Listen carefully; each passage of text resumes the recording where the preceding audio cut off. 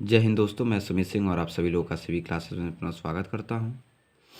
और मैं आप लोग के लिए जो क्लास 12 का फ्लेमिंगो बुक है उसका पोएट्री का एक एक चैप्टर का मैं वीडियो बना रहा हूं। ठीक, इसमें मैं 5 चैप्टर का तीसरा पार्ट लेकर आया हूं, जिसमें 2 स्टेंजा बचा हुआ था। 2 स्टेंजा पे चर्चा करने वाला हूं। आप इस चैप्टर को एक बार देख लीजिए। ठीक, ये वाला स्टेंजा से हम पढ़ाने वाले हैं। रोड साइड स्टैंड, ये जो चैप्टर है इसी विषय पर हम चर्चा करेंगे।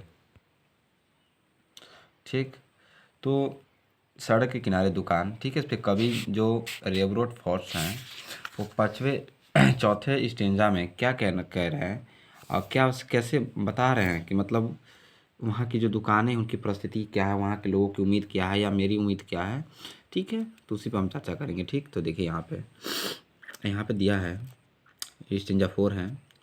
Sometimes I feel my self, कह रहे हैं कि सम टाइम, कभी कभी, आई फील यानी आई मतलब मैं, फील मतलब महसूस, माई सेल्फ मतलब स्वयं यानी स्वयं को। ठीक है, कभी कभी मैं स्वयं को महसूस करता हूँ।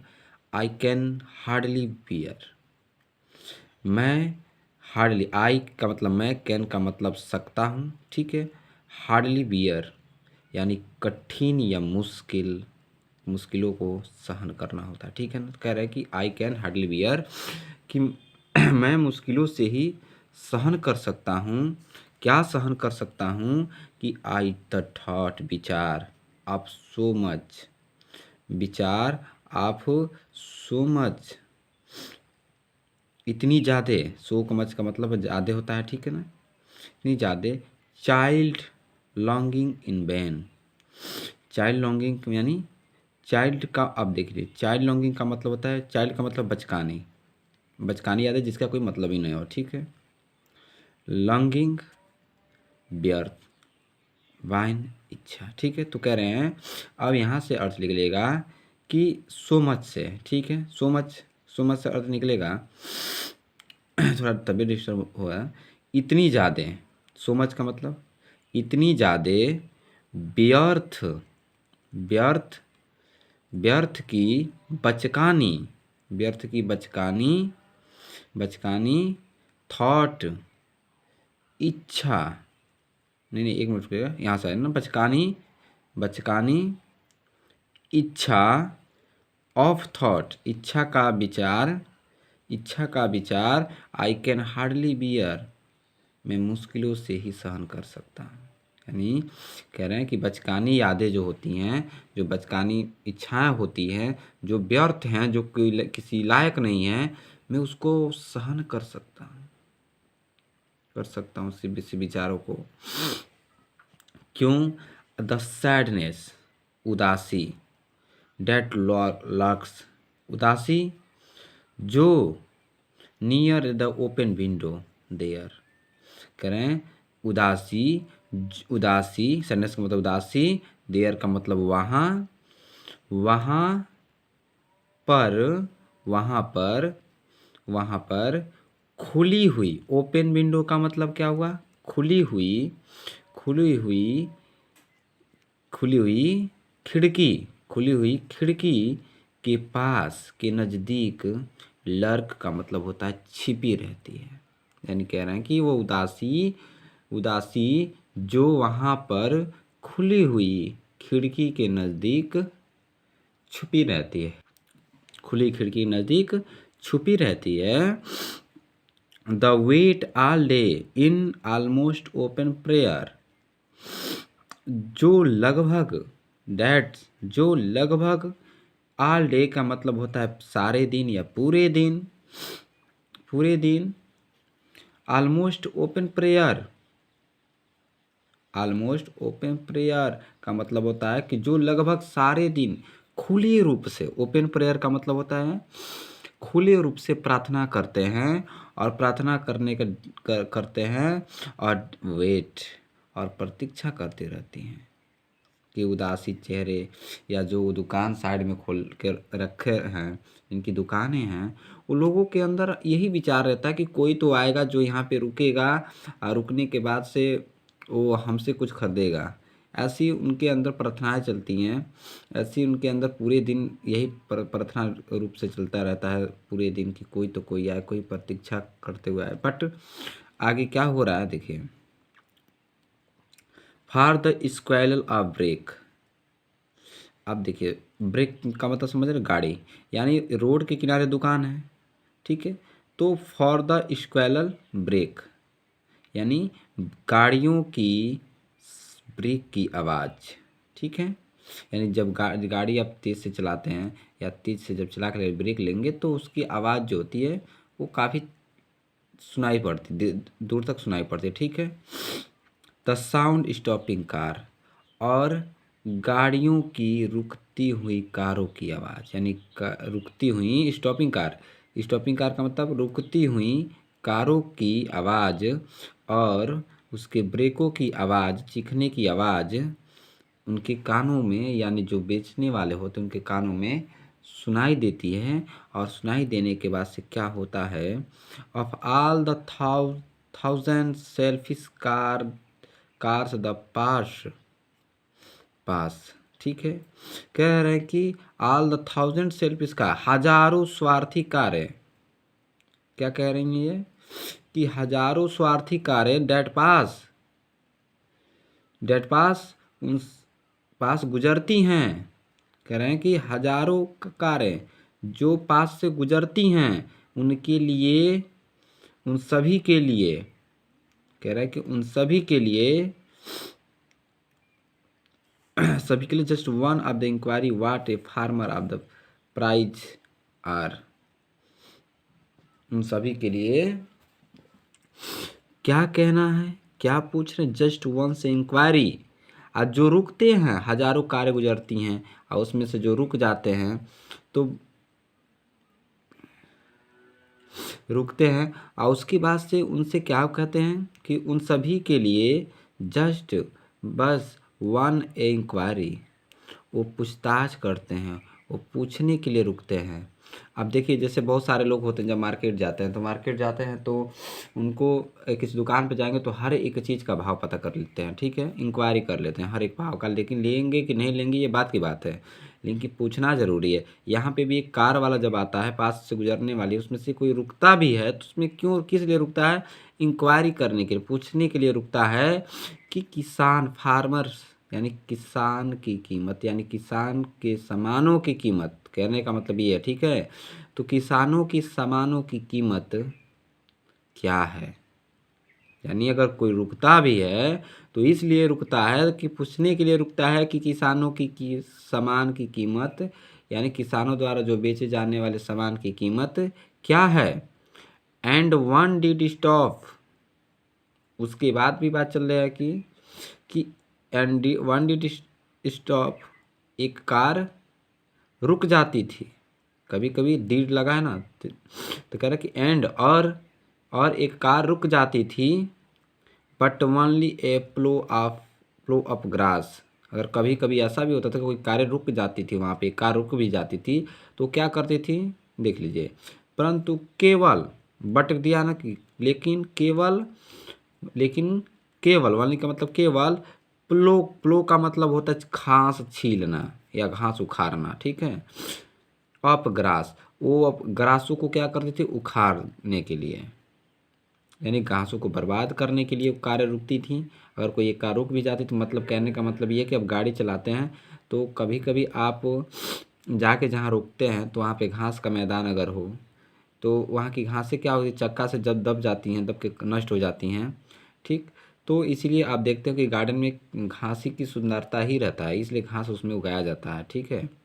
अब क्या कह भी चाहते हैं जो रुकते हैं उनके लिए, in wheezing the yard to back and turn around, यानी कोई कार आके अगर रुक भी जाती थी वो घास उखाड़ने के लिए तो वो क्या करती थी, आहते का मतलब होता है खुले स्थान, द यूजिंग ए यार्ड, ठीक है। खुले स्थानों में बैक का मतलब होता है पीछे, टर्न अराउंड का मतलब होता है घुमाकर मोड़ने के लिए वो क्या करते हैं, ओपन ग्रास का या ओपन स्थान का यूज करते हैं लोग, यानी पूरी लाइन समझ लीजिए कि and one did stop, one did अगर कोई एक कार रुक भी जाती थी जबकि वह घास को खाने के लिए, और यू किसके उपयोग में रुकती थी, तो उनकी जो गाड़ियाँ होती, जो उनकी जो कारें होती हैं, उनको खुले स्थान में बैक करके घुमाकर मोड़ने के लिए जब मोड़ते थे तो उनके पहिए में क्या होता था, वो घास के जो तत्व होते हैं वो उनके घास साथ चले जाते हैं, साफ कर देते थे। आगे क्या कह रहा है, and another ask the way to where it's bond. अगर इसके अलावा कोई दूसरा रुकता था तो क्या करता था वो, एंड और अनदर, अनदर दूसरा, आस्क द वे, अगर दूसरा कोई व्यक्ति आके रुकता था तो वो पूछता था, वो रास्ता पूछने के लिए रुकता था, इसलिए पूछने के लिए रुकता था कि वेयर इट वाज बॉन्ड, कि इसकी सीमा कहाँ तक है। यानी ये रास्ता जो है, जो इस रास्ते से हम जिस रास्ते से हम जा रहे हैं, ये रास्ता कहाँ तक जाएगा, ये उन दुकानदारों से पूछने के लिए रुकते थे, यानी सामान लेने के लिए नहीं। ठीक, अब क्या कह रहे हैं, and another to ask could they the sell it gallon of gas. इसके अलावा और दूसरे पूछते थे, क्या दूसरे का क्या पूछना है, तो दूसरे जो पूछते थे वो ये पूछते थे ना, वे कि sell the gallon of the gas, कि आपके पास गैस का गैलन है, यानी जो गाड़ी सीएनजी से चल रही हैं तो उनकी बात यहाँ पे चल रही है। ठीक है, तो छोटे मोटे सब्जी उब्जी बेचने वाले, फल वल उपजा के बेचने वाले जो दुकान हैं, वो गैस का गैलन कहाँ से बेचें, उनके पास उतना ही पैसा होता तो गैस का गैलन भी बेच देते, क्या दिक्कत है, लेकिन ऐसा नहीं था ना, उनके पास कुछ था ही नहीं। ठीक है, उसके अलावा तो कह रहे कि एक तो कोई रुकता था तो रास्ता पूछता कि रास्ता की सीमा कहाँ, ये कहाँ तक जाएगी, दूसरा कोई रुकता था वो भी यही पूछता था कि क्या आपके पास गैस का गैलन है, यानी ईंधन जिसे आप बेच सकते हैं, तरल गैस गैलन जिसे आप बेच सकते थे। लेकिन क्या कह रहा है, they could not discrossly, they had none did not it see, they could not, वे नहीं दे सकते, दे कुड नॉट का मतलब वे नहीं दे सकते, क्या नहीं दे सकते, ईंधन नहीं दे सकते, ईंधन बेच नहीं सकते क्योंकि उनके पास उतना था नहीं। क्रॉसली, इस प्रकार वह क्रोध से अपने गर्दन को, दी हैड नॉट डन इट सी, क्रोध से अपने गर्दन को हिलाकर मना कर देते थे कि भाई हमारे पास क्या नहीं है, हमारे पास गैलन्स, हमारे पास ईंधन नहीं बेच सकते, हमारे पास वो नहीं है, नापने की मात्रा हमारे पास नहीं है, कुछ नहीं है। और क्या, they had none did not it see, और उनके पास कुछ नहीं है। और क्या, दे हैड नॉट डिड, यहाँ से देखिए, डिड नॉट इट सी, क्या उन्होंने देखा नहीं, यानी क्या उन्होंने देखा नहीं, यहाँ तक। तो इसी का मतलब है कि कभी कहते हैं कि जो दुकानें हैं उन पे लोगों के फोकस करना चाहिए कि ताकि उनका भी जो खर्च है वो अच्छे से चल सके, उनका जो जीवन काल है वो निर्वाह हो सके। लेकिन यहाँ पे और सबसे ज़रूरी चीज़ क्या है कि वो शहर के पैसे जो होते हैं उनके हाथों में जाए, या उनको महसूस हो कि हाँ मेरे पास मुझे कुछ मिला है। ठीक है, तो देखिए अब यहाँ पे बात चल रहा है, no in country money, no का मतलब नहीं, देश के धन में नहीं, देश के, कंट्री मनी का मतलब देश के धन में, the country scale of gain, country एक, इस कंट्री का मतलब देहात। ठीक है, कंट्री का मतलब देहात भी होता है, शहर में। ठीक है, तो ध्यान दीजिए, देश के धन में और देहात की लाभ स्तर, गेन का मतलब लाभ, स्केल का मतलब स्तर। ठीक है, तो गांव के, देहात के लाभ स्तर जो उसका स्थान है, the request site life lift of the spirit has never been found. ठीक है, कह रहे कि उत्थान, उत्थान यानी उसको बढ़ावा देने के लिए, गांव के दुकानों को या देहात के जो लोग हैं उनको बढ़ावा देने के लिए spirit has the never never been found, बढ़ावा देने के लिए अपेक्षित भाव कभी भी पाया नहीं गया। यानी शहर के विचारों के अनुसार या शहर के धन के अनुसार, देश के धन के अनुसार गांव के उत्थान पर कभी किसी के विचार विमर्श विमर्श नहीं पाया गया, या उनके भाव को नहीं जान पाया गया कि वो आने वाले भविष्य में ऐसा कर सकते हैं। लेकिन क्या कह रहा है, or so the voice of the country seems to complain, अथवा और सोदा अथवा इसलिए, वॉइस ऑफ द कंट्री, इस कंट्री का मतलब गांव से, यहाँ इस कंट्री से मतलब है इसलिए गांव की आवाज़ को आवाज़ कंप्लेंट शिकायत करती हुई सुनने में आती है। यानी गांव की जो मानव है या गांव के जो लोग हैं उनकी आवाज़ें जो है वो शिकायत करती हुई सुनी आती हैं कि I can help warning the great relief it would be कि मैं विशेष राहत, वार्निंग का मतलब मालिक, विशेष राहत का लाभ मालिक बनने के लिए, ग्रेट रिलीफ मालिक बनने के लिए सहायता नहीं कर सकता, वुड बी नॉट यानी सहायता नहीं कर सकता। यह वुड बी यह होगा to put this the people at one stroke out of their pain, यह होगा, ठीक है, कि इन लोगों को, यहाँ पे देखिए, इन लोगों को इनके पेन कष्टों के झटकों से मुक्त कर देना चाहिए। यानी इन लोगों को कष्टों के, इनके दुखों के झटकों से, अगर ऐसी होता, हमारे पास कोई ऐसी परिकल्पना होती जिससे हम इनकी दुखों को झट में मुक्त कर देते, यानी इनको दुखों से खत्म कर देते, इनकी दुखों को खत्म कर देते। And the next day I come back to into the sun, और फिर अगले दिन जैसे ही मैं अपने I can back the sun मैं अपने मानसिक संतुलन को वापस, यानी जो होश होता है, मानसिक संतुलन का मतलब होश को वापस आता हूँ। ठीक, अब कह रहे हैं कि अब ये मैं छोड़ देता हूँ यहीं से, और मैं अपने मानसिक जो मेरा संतुलन है उससे मैं अब रिटर्न हो रहा हूँ, जहाँ तक मेरी सोच गई अब वहाँ से मैं रिटर्न हो रहा हूँ, वापस आ रहा हूँ। आई वंडर, अब मैं आश्चर्य करता हूँ कि हाउ कैसे, आई मैं, लाइक यू आप लोगों को, कम टू मी मेरे पास आना चाहिए। आई वंडर, मैं आशा करता हूँ, मैं आश्चर्य करता हूँ कि मैं आप लोगों को मेरे पास आना चाहिए।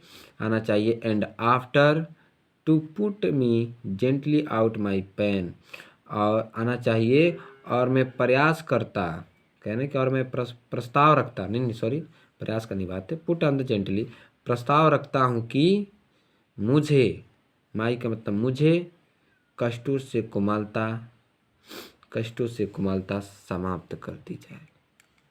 कभी कहते हैं कि मैं प्रयास करता कि आपकी जो कष्ट है, आपके जो दुख है, मैं उसके प्रस्ताव रखता और उसको धीरे धीरे मैं उसको समाप्त कर देता और मैं बदल देता, क्योंकि गांव के जो विचारधारा है वो आज शहर की विचारधारा से काफ़ी डिफरेंट है। तो इसलिए इस पे किसी की जो नज़र है वो नहीं आएगी कि हमें गांव को भी किसी रूप देना चाहिए, गांव को भी कोई एक रूप दे देना चाहिए, तो जो विकास की मार्ग दिखा सके लोगों को, लेकिन ऐसा नहीं होगा। ठीक, तो ये आपका आज ये चैप्टर ख़त्म हो गया। इसके बाद हम लास्ट चैप्टर जो हमारा दिया हुआ है उस पर हम चर्चा करेंगे, एंटीयर जेवियर जन फिर एज टाइगर। ठीक है दोस्तों, तब तक आप अच्छे से पढ़ाई कीजिए, फिर मिलेंगे हम नेक्स्ट लेसन में। अब मेरा तबीयत बहुत काफ़ी ख़राब है, सर्दी जुकाम बुखार काफ़ी दिनों से मैं झेल रहा हूँ, तो इसके लिए थोड़ा दिक्कत ही हो रहा है मैं। लेकिन फिर हम मिलेंगे आप लोगों से नेक्स्ट वीडियो में। अगर आपको अच्छा लगता है मेरे चैनल को लाइक सब्सक्राइब करना बिल्कुल मत भूलें। जय हिंद दोस्तों।